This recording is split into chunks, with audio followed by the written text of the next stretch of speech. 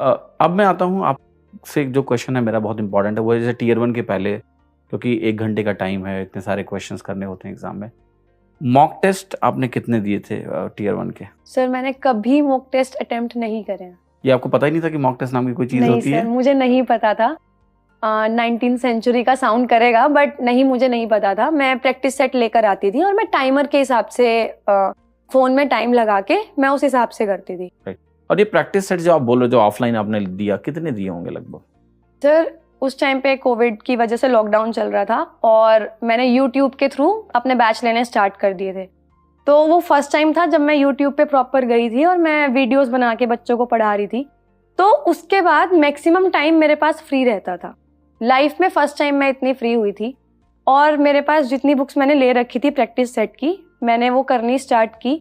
किरण की बुक थी I guess, उसमें 35 to 40 पेपर्स थे और वो मैंने कंप्लीट की लॉकडाउन के टाइम पे। और उसके बाद मैंने बुक स्टोर वाले ओनर से बात की और फिर मैंने और बुक्स मंगवाई लॉकडाउन के टाइम पे। तो मैंने 2 से 3 पब्लिकेशन के प्रैक्टिस सेट सारे फिनिश करे। लगभग कितने होंगे numbers? Sir 50 to 75, in between 50 to 75 मतलब मैंने आपने प्रैक्टिस सेट्स किए ऑनलाइन हैं। मार्क्स नहीं दिए, बट ऑफलाइन आपके एक तरह से 70 से 75 मार्क्स हो गए। Yes sir. है ना? ठीक है। सो बच्चों ये मत कंफ्यूज होना कि इन्होंने मार्क्स नहीं दिए हैं, इन्होंने ऑनलाइन मार्क्स नहीं दिए हैं, बट ऑफलाइन जो प्रैक्टिस सेट्स दिए हैं वो टाइम मोड में किया है, उसमें इन्होंने अपने आप को मार्क्स भी दिए हैं, प्लस माइनस वगैरह वगैरह। तो अच्छी खासी प्रैक्टिस इन्होंने करी है। ठीक है। करती थी।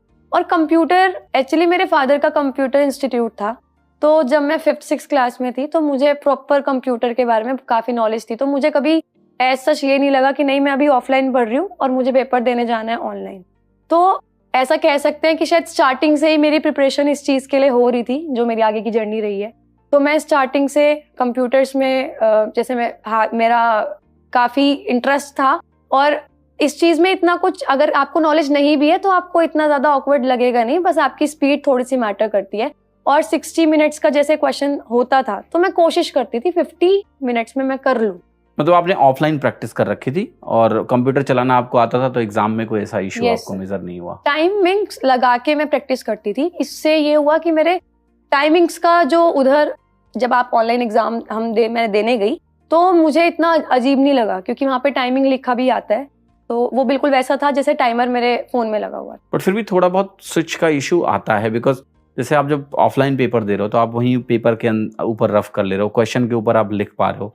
वहाँ पेपर जब ऑनलाइन हो रहा है तो आप पेपर पे, कंप्यूटर के ऊपर कुछ भी नहीं लिख सकते हो। तो ये एक थोड़ा सा एडजस्टमेंट इशू नहीं होता है अगर आपने कोई भी ऑनलाइन टेस्ट नहीं दे रखा है? ये एक ऐसी चीज थी जिसमें मैंने स्टार्टिंग से वर्क किया है।